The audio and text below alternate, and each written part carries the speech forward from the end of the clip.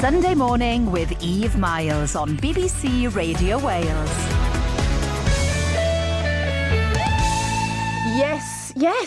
Yes, it is. It's Myles with you on this Sunday morning on BBC Radio Wales. Hello. Are you having a lovely morning?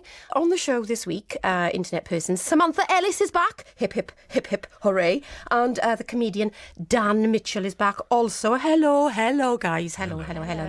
And we're going to be looking back at the week's news stories. And we've got some fantastic live music from Kizzy Crawford. We have the author, poet and playwright Owen Shears. We have Maxine Evans, who will be talking about her hot new play, The Revlon Girls.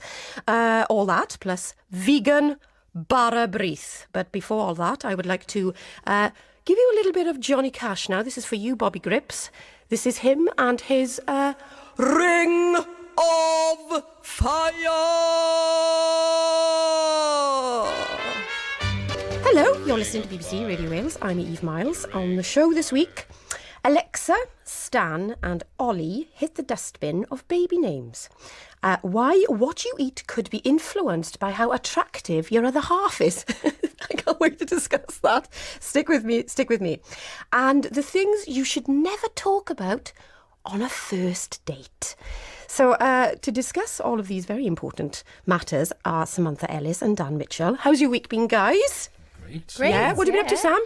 Well, last week I was doing the fairly mundane task of buying train tickets when I fell into a deep depression because when I filled out the basic information, they asked my age and the age parameters in the drop-down box was 31 to 40 and I've never had them be that long before and I just thought, oh my God, I'm not even close to 40, but according to First Great Western, I am. They've got a lot to answer for, haven't they? They have, yeah. Dan? Well, I have had an amazing week working in the Other Room Theatre. Yes. It's a tiny pub theatre in Porters, and we've just launched our new play. This is in Cardiff. It's in Cardiff, yeah, and it's amazing. I think I'm right in saying it's Wales's only pub theatre, and it holds like 45 people, just tiny. And we've just launched our new play, which is called All But Gone, and it's got amazing reviews in the stage and stuff like that. It's been getting 4 stars, 5 stars. Can we go and see it now? Yes, you can go and see it now until the 14th. It's there, and it's wonderful. Look at the otherroomtheatre.com for tickets and information. It is beautiful. I'm not an emotional man, but this, except with booze, but this play actually got me a bit tearful. Except with booze. When Dan drinks, he gets very cheerful. Right, Kizzy, how are you, darling? I'm good, How has your week been? Done anything lovely? It's been really good, actually. I've been really busy kind of focusing on putting tracks together for my new album, which I'm releasing later this year. Well, we'll be talking all about that later. Can't wait. And you're going to be playing for us. I am. Oh, superb. Okay, so how would you all like to have a little bit of Dolly Parton right now? Love some Would Dolly you? Parton. Okay, fantastic. Everybody at home? Come on, up off the couch. Come on, start dancing. Come on, I am, and I'm naked. Wyn Evans. The girl with the hottest gig in the galaxy is Pearl Mackie, and she's here now. Excited on a scale of 1 to 10? Oh, like 75. So, Ruth Maddock, how do we twerk over 70? Arch your back like a cat and put your body out. Hi, Sooty. Nice to speak to you. Great. That's a bad interview. It's a whole new world. Oh, I'm singing with Elaine Page. What an angel. Wyn Evans. Beverly Knight. Is there anything you can't do? I can't bake. I'm no Mary Berry, dear. This is Brian May, and you're listening to the Wyn Evans song sings. Weekdays at 11 on BBC Radio Wales. So we've got some lovely live music for you now from Kizzy Crawford. This is her version of I Am Calling You by Jovetta Steele. A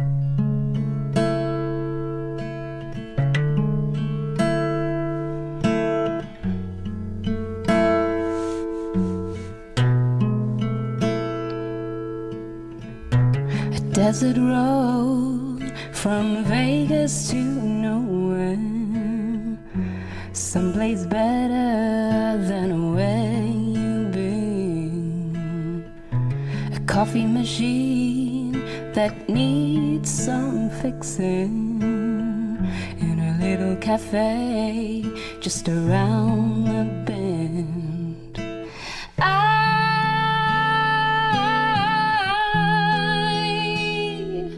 am calling Can't you hear me?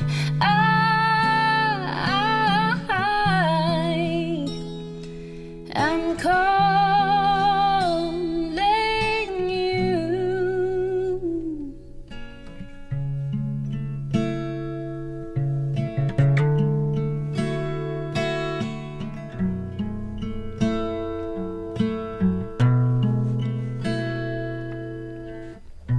A hot dry wind blows right through me. The baby's crying and I can't sleep. But we both know a change is coming, coming closer, sweet release.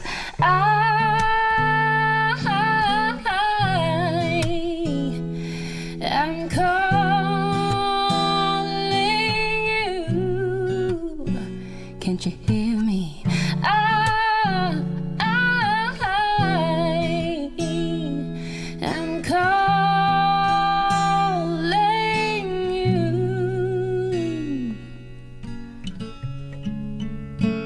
Oh.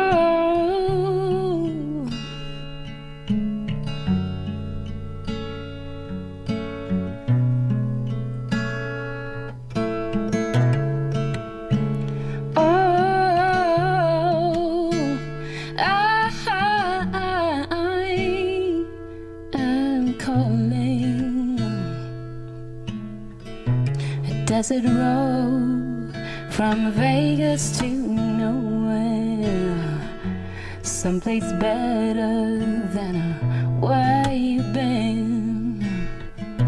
A coffee machine that needs some fixing in a little cafe just around the bend.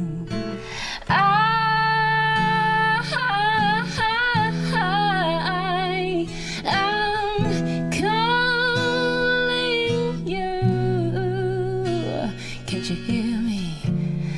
I'm calling you.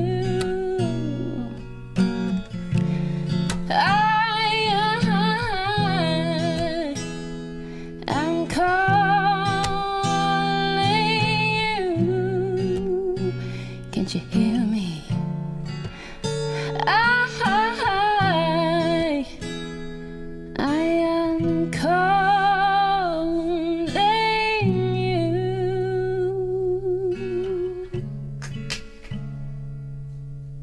Oh, Kizzy Crawford, that was amazing. Your voice makes me want to smoke a pipe.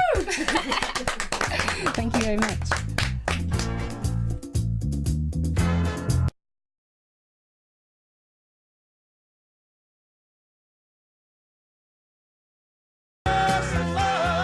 Myles with you on BBC Radio Wales. Much more to come before 11 o'clock, including another live song from Kizzy Crawford, literary legend Owen Shears. Try saying that with the teeth out. And he said, well, they'll all be here. And some lovely Bara Breath with a difference. But now, The Revlon Girls is a play that tells the real-life story of a group of bereaved mothers 8 months after the Abba disaster. They met every week above a hotel to talk, cry and even laugh without feeling guilty. And one night they secretly arranged for a representative from Revlon to come and give them beauty tips. The play's up for an Olivia Award tonight. The director is my mate Maxine Evans, and she's on the line. Hello. Oh, hi, Max. Thank you so much for taking time out of your day to call. I'm glad you caught me early. I haven't got my curlers in yet, so we're doing well. And tonight is the night. I mean, it's a very important night for all that's involved, Max. Oh, I mean, absolutely. We found out about the nomination a month ago, and I don't think we've really slept since.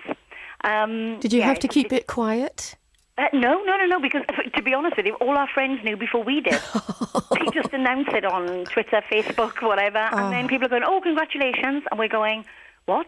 We thought the congratulations for the Off West End Award that we'd won the night before. Yes. So we were going, oh, yeah, no, we won. And they're going, no, you can't have, you're the nominee. And I'm, no, mass confusion, and then utter shock. Oh, so the story is about a group of women at a very bleak time in their lives. Tell me a little bit more about your characters, Maxine. Okay, so play was written by Neil Anthony Docking, my husband. He'd been researching Abba Van for about 17 years. It was a story that he desperately wanted to tell. But he wanted to tell about the bravery and the courage of the women who carried on. I think everybody's perception of Abba Van is that it kind of has stood still in time. Yeah. And it hasn't. When you go back, the kids are playing in the street, people are getting on with their lives. There's a new generation, second generation now that, they're aware of the disaster, but they don't carry it with them on a daily basis, which is how we perceive these things. And so Neil very much wanted to focus on the women, because we also found that a lot of stories told about Abba Van were often told a lot by the men. And he just said, when he was reading the Tribunal, he couldn't understand why there were so few female voices there. And so he wanted to explore that, really, and celebrate those women. So the 4 bereaved mothers, they're not based on actual women. That would feel too invasive for us. We wanted it to be have a little bit of anonymity to it. Yes. There's 4 characters: Rona, Jean, Sean and Marilyn, and they are the 4 grieving mothers who go to this meeting. How did you come to hear about the story about the mothers then and their weekly meetings? Well, when Neil was doing his research, he came across a book that was about dealing with grief on a mass scale. Right. And there was just this little paragraph that said that a group of bereaved mothers who met every week looked at each other one week, and their words, they said they felt they'd let themselves go. But because the press was still there, photographers were still there, yes, they felt they were being judged. And so we all know that for some people, part of getting over a bereavement is to brush your hair, put a bit of makeup on, feel better about yourself, just try and lift yourself out of, the awful circumstance that you find yourself in, just for a moment. And they felt they couldn't do this. And they felt that it was, in many ways, stopping them from healing. And so the only way that they could do it was in secret. And so a lady called Audrey Davey, who was a social worker of sorts, came to live in the village for, she was only meant to be there for 6 months. She stayed for 2 years. She was the actual woman who arranged for Revlon to come in secret. When can people come and see this again? Is it coming back to Wales? Are we? Oh, we desperately want to bring it back to Wales. Okay. We've got theatres up north that saw it when we took it to the Edinburgh Fringe last year. That's right. So they want us to go, and of course they're mining communities, so we're desperate to go up there. There's a couple of places in Scotland want it. So ideally what we want to do is get a tour together at some point next year, I would hope, to do the North, Scotland, bring it back down to Wales for a proper tour, and then bring it back into London somewhere. That would be ideal. But at the moment, we're in talks about the possibility, it's only the possibility, of a feature film. So we don't want to do anything that might tie up sometime next year that we might need to do that. Do you know what I mean? So everything's up in the air at the moment. It's up in the air, but it's up in the air with huge excitement, and especially for this evening, I just want to say on behalf of everybody in Wales, we're very proud of you telling this story, and a huge, huge luck for tonight, darling. I'm there holding your hand. Thank you, sweetheart. Thank you so much. Thank you for having me on. Lots of love, darling. Bye-bye. I love my darling. Take care. Bye, love. Hi guys, yes, it's still Sunday morning and I'm still Eve Myles here on BBC Radio Wales. Thank you for joining me. Now, the strange demise of baby names. Sam, tell us a bit more about this, lovely. Well, millennial mums and dads are ditching once popular baby names because of a change in social attitudes. And if anyone doesn't know what a millennial is, it's someone who falls between the ages of 25 and 34, which I am firmly in between, which is awesome. One of the names is Alexa, that people are not happy with now because it shares its name with the Amazon device. So it used to be a very popular name, and now, of course, you wouldn't want to call your child that because it's your robot's name as well, which could be kind of confusing, I guess. telling one of them to clean up and clean up the room, Alexa. Then Because again. I'll just look on Google for that, Then again, I suppose children and robots do share similar traits, don't they? So you probably could get them You confused can quite switch off easily. robots, though. You can't switch off kids. It's true. It's true. Yeah, you definitely can't switch them off. I've tried on several occasions to switch them off. It's impossible. Yeah, there's lots of different names that people are shunning. Christian is one. Why? What's wrong with Christian? Well, because it's a one-dimensional character in 50 Shades of Grey, isn't it? And also a domestic abuser. So I suppose you wouldn't want to name your child after that, would you? Really? Christian out. Yeah, Right. fair enough. Yeah. That's done. Also, more peculiar is Lauren, because it's the same name as lots of D-list reality TV stars, which I think is quite cruel. I think people have got too much time in their hands. They have a bit, really, to be honest. I mean... Yeah. I think is, if I have kids, I'm going to give them all names of 80s minor celebrities. Like, I'm going to call them full name, like Wincy Willis, and I was going to Timmy Mallet and stuff like that. I wish I'd been called Timmy Mallet. Yeah, but you'd have your own Timmy Mallet Myles. So you'd still have a surname, so it would be Timmy Mallet Mitchell or Wincy Willis Mitchell. Wincy Willis. Oh, I've got to be careful. I've got another show after this. They won't let me back on if I say that too many times. Annika Rice. What are the other names that are out of favour then? Well, we were actually laughing at the baby name expert's name, which is S.J. Strum, which I just think, they should have really taken that into account, shouldn't they? Also, what kind of a job is a baby name expert? That's it's great. not It's like a job. It's like being a hummus expert. It's like it means I've got nothing. a degree, a PhD in baby names. It's not a job. It's just being bored in it, sitting about going, I'm going to chuck a few names into the hat and hopefully it'll make sense. Coming up before 11 o'clock, we have another live song from Kizzy Crawford, super talented Owen Shears, and a vegan Bara Brith. Don't know why I said it in that accent, but I made it sound very sexy. Bara Brith. Should I say it again? And let's take a quick look at the weather forecast before we rejoin Eve after the news. Spells of sun, 10:10. Sunday morning with Eve Myles on BBC Radio Wales. Good morning, Eve Myles with you this Sunday morning, BBC Radio Wales. Thank you for your company. Coming up, more live music from the beautiful Kizzy Crawford, Owen Shears, and vegan Bara Brith from Sarah Philpott.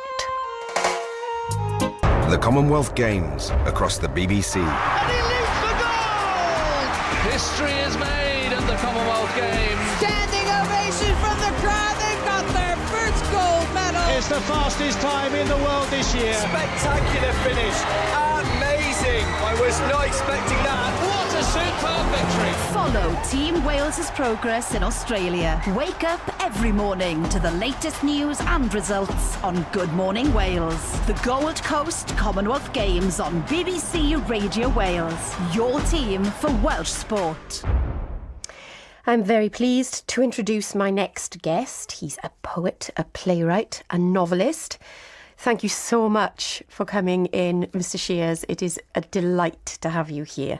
You've written something to mark the 70th anniversary of the NHS. Now, tell us what you can. I suppose what I was interested in doing was going back to the source and talking to lots of NHS staff and patients. But rather than the political side of it, which of course will always be there, trying to sort of create a philosophical and an emotional map, I suppose, both of what the NHS is now, but also the story of how it came into being, which when you really discover that is extraordinary. The story about how, what I still think is our most radically beautiful idea that we've put into practice, how that happened at a certain moment in history, and it could so easily not have happened. Yes. And I think it's still, vitally and crucially so much a part of who we are as a nation. And obviously, as we all know, the idea is under pressure, the system's under pressure. And I think the anniversary's come at exactly the right time for us to go back to those core principles and think, actually, what was extraordinary about this idea and what do we need to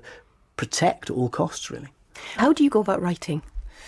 How do I go about writing? Yeah, is this the worst question any writer gets? Because as an actor, I wasn't going to say that even. Yeah, I just know, because when people say to me, how do you learn your lines? And I just think, okay, I get asked that At least all you the do. time. Some actors don't, you know. Anyway, how do you? Well, how do firstly, you go it's not about the it? worst question. The worst question is pen and paper or computer. No, right.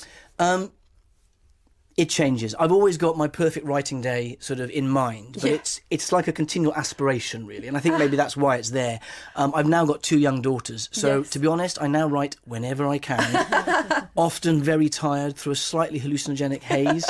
I guess the biggest luxury I gave myself when I moved back to Wales into the Black Mountains was that for the first time in a long time I had space. So after years of writing in the same room that you sleep in and cooking and the rest, I built a writing shed. So I have a shed in the garden and it's got no internet, and that is the most important thing, because writing, I think, if you're going to do it properly, is a deep dive, and you can't keep sort of surfacing for that ping of the email.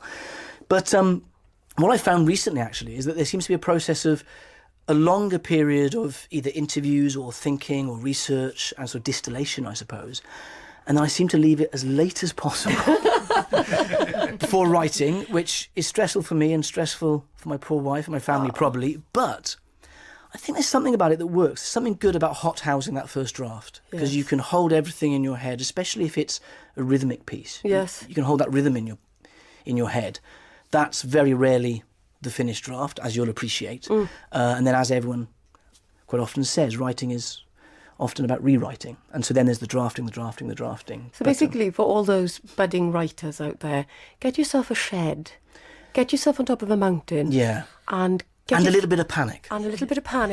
keep everything as late as possible, and you'll be a hit. Turn the Wi-Fi off. Yeah, turn the Wi-Fi off, but this panic. And get 3 hours I'm totally with you with the panic. It's the only way to get anything done, my deadline's 4 p.m, right, half 3 I'll start it. There we go. Done. That's my life. That's my life. And it can help sometimes, to have a cast and to have a director waiting for something, because, there's that sense that you have to provide something. I know that the first time I met you, I was very, very starstruck because... Well, that was mutually. Oh, bless you.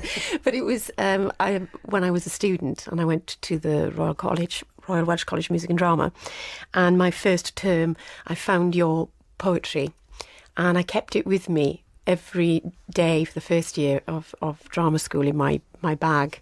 And I know. And was I that with reading it, or no, there was just like really nice pictures. It was still in the bag. Just lush pictures. And I read your poetry every single day, and it really inspired me.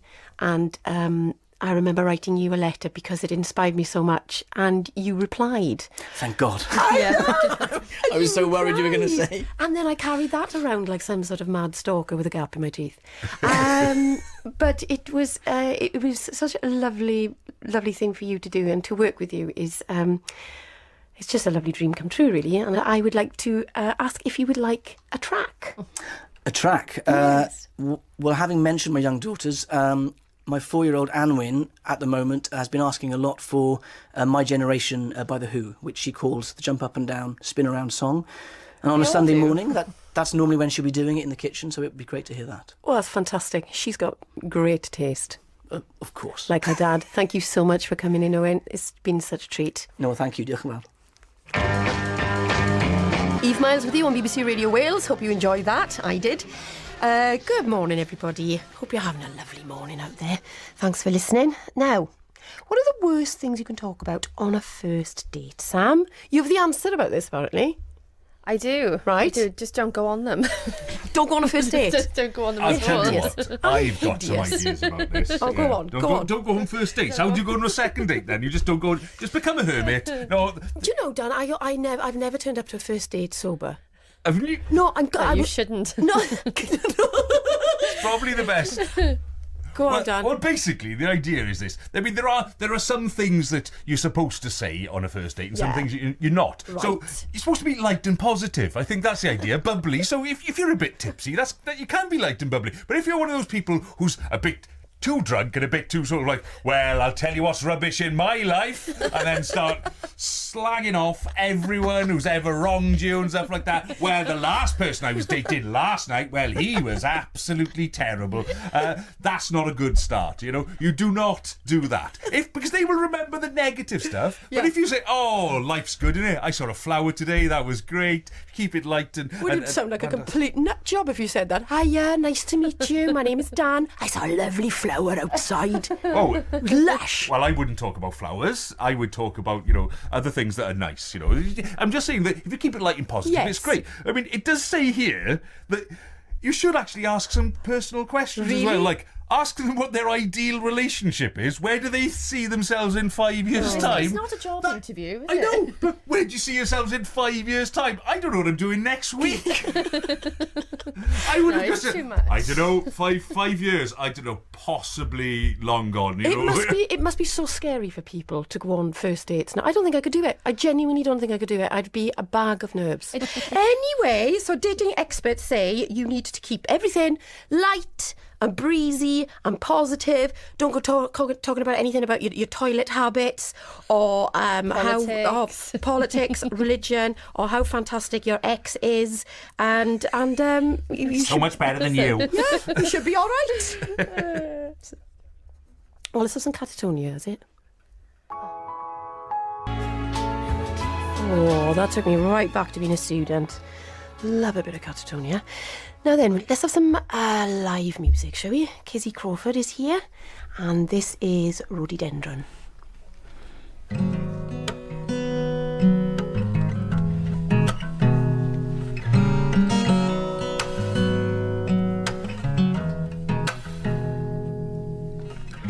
There she sits swaying so gracefully, whatever weather, spreading beauty in the woodland. No one accepts her own. Mayfair brief come right to agony. Farmland Indiana. Jag cafodd hi ei eni, blynyddoedd maith yn ôl. Ddisodlir styddiant naturiol, ni bydd eraill yn derbyn. Mae hi dal yn lledaenu ni ei habits roedd. Little butterflies surrounding all her leaves of evergreen.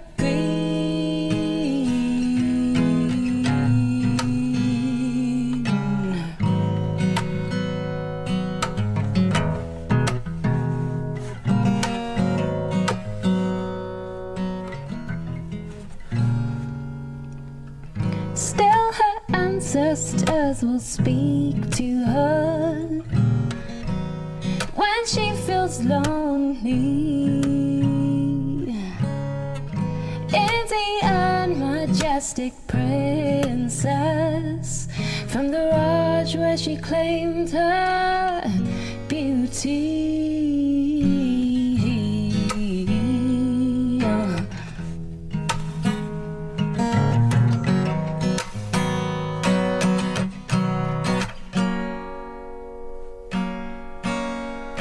Replacing the natural understory, others won't accept. But she still sheds a happiness everywhere. Peli Palas Bach, Oyam Gilche, Dial Bethel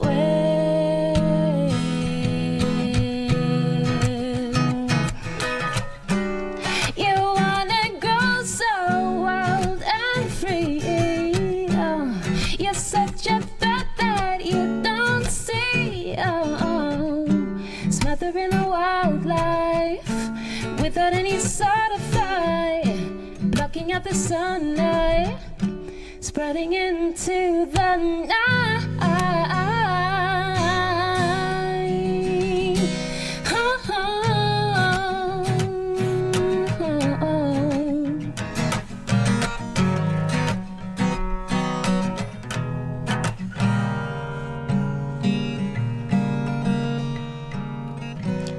She sits swaying so gracefully, whatever weather. Mayfair brief come right egni.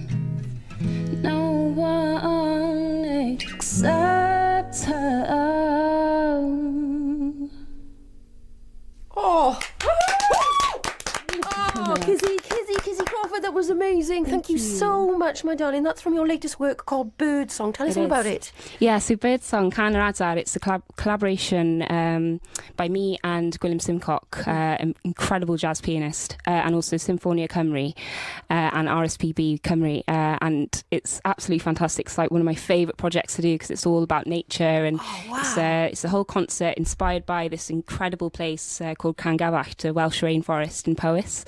And I went there a couple of years ago, and Gwilym and I decided to write a concert about it, and then we toured it around Wales a little bit, and it got a great response, and then we're doing another tour this year now with an album release. So when is this release? It's within the next couple of weeks. I literally can't wait. And where are you going on tour? We start the tour in London, in Hampstead, and then we go to Builth, Wales, and then we go to Swansea, and we finish off in Cardiff in Tramshed. All the details are online on my website. And what's the website, my love? KizzyOfficial.com. Well, you heard it here first. This is Kizzy Crawford. Who's your inspirations? Oh gosh, I've got so many. I'd say right at the top of my list is Erykah Badu, then Omar Laifouk. He's another great person who I've always looked up to from when I was really little. Steely Dan, a lot of jazz and soul influences, and Welsh folk as well. I've always been a huge fan of Gwyneth Glyn and Mike Stevens, and acoustic artists. Would you like a track? I would love a track. I would love to hear Do It Again by Steely Dan. Excellent. Good luck with everything. Thank you so much. Superb. What a treat. Kizzy Crawford, everybody.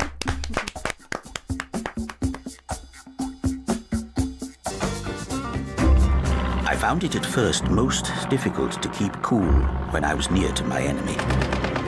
From Carmarthenshire farm boy to World War I flying ace with the famous 74 Tiger Squadron. Ira Jones comes over not only as the leading scoring Welsh fighter pilot of World War I, but really quite a remarkable character. The extraordinary story of Ira Jones. He was a tiger through and through, and even today, 100 years on, one of the legends of 74 Squadron. Trace of bullets whizzing past my ears. A special programme to mark the RAF centenary. Tiger Over the Trenches. Available now on the BBC iPlayer radio app and on the BBC Radio Wales website.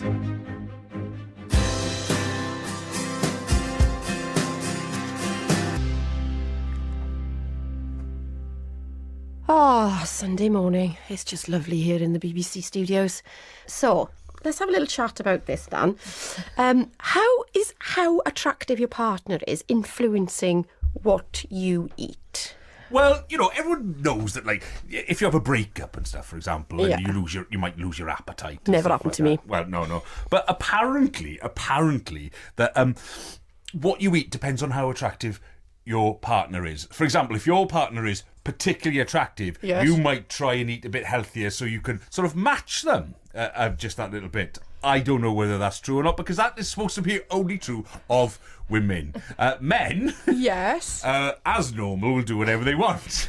They go, well, my wife is an absolute hottie. I'm going to just have a kebab. I think in our case, in me and Eve's case, that must be true. But I think for me, this is complete nonsense because my boyfriend is very good looking and my diet is absolutely rubbish. So I don't know what these people are talking about. But what I really hate about this study, that there's 3 horrible steps. So the participants had to be asked a questionnaire first, focusing on the desire to have a thinner body. Then they had to have a full body photograph taken, and then they had to be rated out of 10 for attractiveness. And that just sounds like my worst nightmare. It sounds like every casting I've been to all my life. Just randomers on the street. What do you think of her? How's that for you? Independently reviewed, apparently. So I think they were just taken out onto the street. That's how you did in Estragan Lice. You walk around with selfies. What do you think of this one? What do you think of this one? What do you think of this one? Yeah, that's how I met my husband. Door-to-door dating agency. A healthy appetite is a healthy person, is a healthy mind, and somebody with a sense of humour. Stuff yourself rotten, enjoy yourself, life is short. Absolutely it is. Too right. Gluttony is the key to happiness. This study was in a magazine, a journal called Body Image. It's never. There we go. I would There we never go. read Yeah. anything like that anyway. I don't give a... There we go. It's also researchers at Florida. That's all I'm saying, okay? Oh, there we are. Florida State University say that what you eat could be influenced by how attractive your partner is. I say to the researchers at Florida State University, cut it out.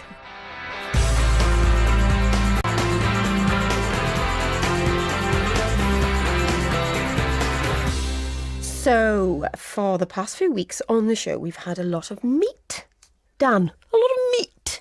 Well. Now, look, I'm not complaining about that at all, but it is time for something a bit different. And my next guest has just written a book called The Occasional Vegan, and she's brought in some vegan bara breath. Welcome, Sarah Philpott. Welcome to the show. Hey, Eve. Thanks for having me on. Oh, it's my absolute pleasure. You've brought some... that looks gorgeous. I can't wait to get tucked into that. Thank you. So vegan food, it's no animal or dairy produce, is this right? That is correct. Okay. No eggs either and no honey. Honey? No honey. I did not know that. Yeah, there's an argument that honeybees are treated badly because essentially their hives are invaded for human consumption. So most vegans avoid honey. All right, well, you learn something every day there, guys. Veganism is having a bit of a moment, isn't it? I mean, 350% growth spurt in the past decade. That's huge. That is huge, yeah. I checked out on the news that, apparently 7% of Britons now claim to be vegan, which is, I think that's a growth of 6% in the last 2 years. That's incredible. Yeah, it's incredibly popular. So there's a massive message behind that, isn't there? That Yeah. It's just exploding. It really is. And I think partly because it's so popular and it's mainstream, it's a hell of a lot easier now for people to maybe not be vegan all the time, but they at least have the option to try it out. That's true. There's actually a pub that I go to that offers chicken wings and also offers vegan wings, and I choose the vegan wings every time because they are tastier and there's no bone and it goes all the way through. Yeah. The flavour is so good. Do you know, honestly. that is true. You don't have to faff around with any bones or skin, or you won't give anyone food poisoning when you're vegan or you're cooking vegan. Well, your lovely book, your gorgeous book here, and I'm looking at it, it looks absolutely gorgeous. you. It's so pretty. Yes, and I can't claim credit for the prettiness because the photographer Manon Houston, she did all the photography, and as you can see, she's very, very talented. It's absolutely gorgeous. So you've got all these lovely ideas in here. I suppose that's going to help people like me who know very little about veganism. Yeah. What's your favourite? Oh my gosh, there are so many. Because the idea behind the book is that I want to show people that eating vegan isn't about rabbit food or clean eating. Yes. There's a balance. I'm very much into balanced eating. So there's a balance of some of the healthier things, but there are also some really nice indulgent things. And I think my favourite is probably KFC, which is not chicken, but it's Kentucky Fried Cauliflower, which is actually surprisingly easy to make as well. Oh, how long have you been a vegan? Nearly 3 years. Oh, just 3 years. Yeah. And why did you change? Oh, there are so many reasons. So I was actually an omnivore. I wasn't even vegetarian. But I turned 30. I was having a bit of a quarter-life crisis, I suppose. Yes, we've all been there. We've all done it. I felt like a change. I felt a bit unhealthy. I think veganism was starting to become popular. Yes. And then I looked into it and, realised, animals are treated really badly, blah, blah, blah. Yeah. I like to challenge myself. So I gave it a go, and then I really liked it. I started blogging about it, and then it led to the book. Oh, so it's because when you think about veganism, I think, first of all, I'm a mum, and I think, I don't know enough about it. Is it going to be time consuming? Is it going to be practical?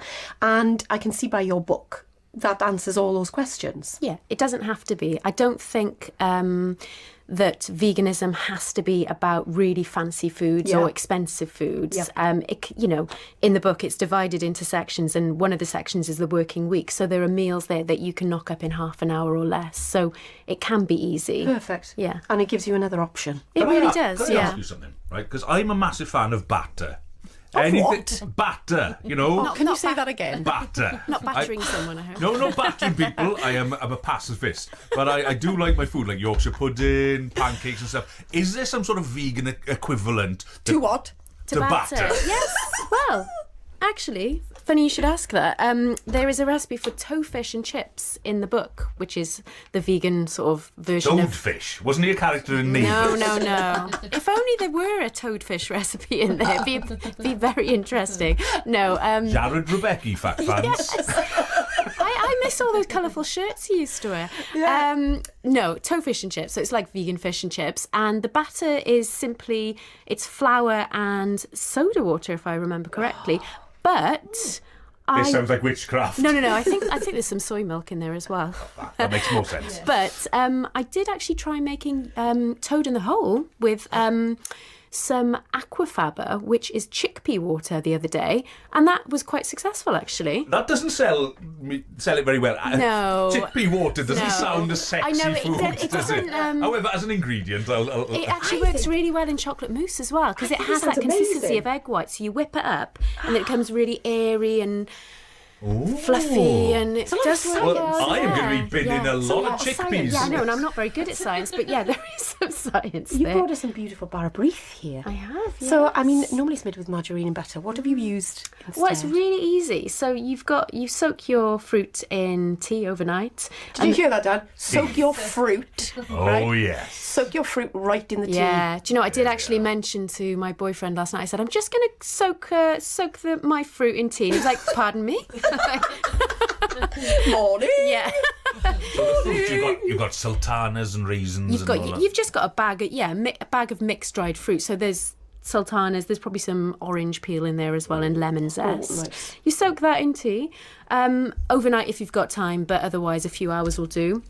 You add flour, instead of the egg, I use a grated apple, because that gives it a bit of thickness and it binds everything together. All in the book? This is all. Yeah, this recipe's in the book. Yeah. Okay. Then you add. Yeah. I always use grated apple or banana instead of eggs in cake, because they both act as sort of binding agents. Wow. Yeah. Then you add this mixed spice, and then you add a little bit of plant milk. I used oat milk for this. You stir it all together. And you put it in the oven and you bake it. You're like a really sexy scientist. My worry is I wish I were good at science. science. I have a worry, because I'm not a vegan. I always worry that this food is not going to taste the same as its non-vegan counterpart, but I can just confirm this vegan Barrabrith does taste like real Barrabrith. It's on the record. Yeah. I can confirm I finished it before this segment started. I inhaled it in one. I can tell the listener as well. I said, there we are. Dan was like, I don't care. I'm eating it now. Yeah. I'm hungry. excited. I'm letting you know. You can have a second slice if you like. But I'll have one off air. Dan, I dare you. No one wants to hear me trough it. No, I dare you now. The bit that's not cut, I want that in whole. Just shove it in whole. No water, no drink to take it down with. Just shove it. Can we have a It's photo as delicious. well? I love it. We'll put the photos on later for everybody to see on Twitter. Anyway, so what is it? Do you miss anything? You can tell us. There's nobody. Yeah. Listen, nobody listens to the show. There's nobody here, right? We'll just pretend it's us in this room, and you can tell us a little secret. What do you miss? Do you know what? And I'm quite honest about this. The one thing I miss is fish, because it tastes really good and it's really good for you. I don't eat it anymore, but yeah, I miss it, because seafood is delicious, isn't it? Hey, in my house, seafood. Eat it! Yeah. Well, listen, The Occasional Vegan is published by Seren. And Sarah Philpott, thank you so much. Thank you.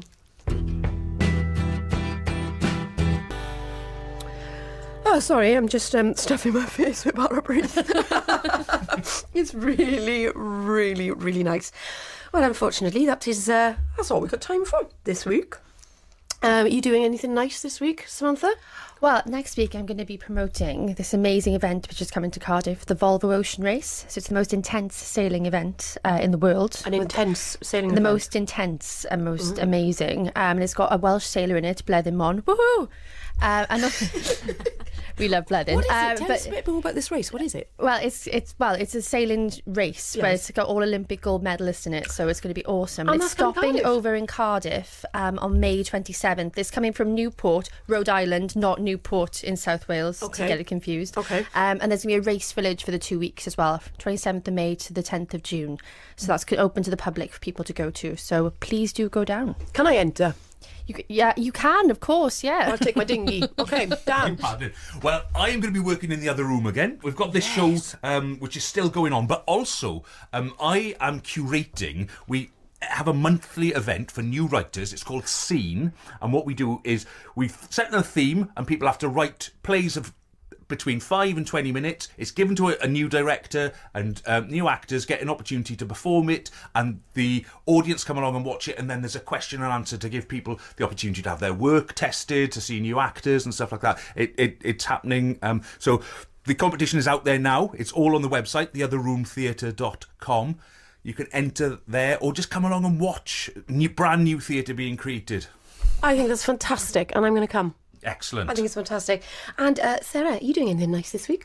I will most probably be eating as usual and thinking of new recipes. I am working at the moment with Milk and Sugar in Cardiff, who are launching a new vegan menu. And there will be some recipes from the book and some new recipes created by me on the menu. So I'll be busy with that, I think. And the book is out now? The book is out, yeah. It's available online and from all good bookstores. Okay. So I'll be continuing to promote that. So that'll be lots of fun. Thank you very, very much. So that's it, guys. This has been a 16 media production for BBC Radio Wales. Owen's on next, so please stay tuned. I'll be back next Sunday, and it's going to be my last show. So, ta-ra's, levo. If you change your mind.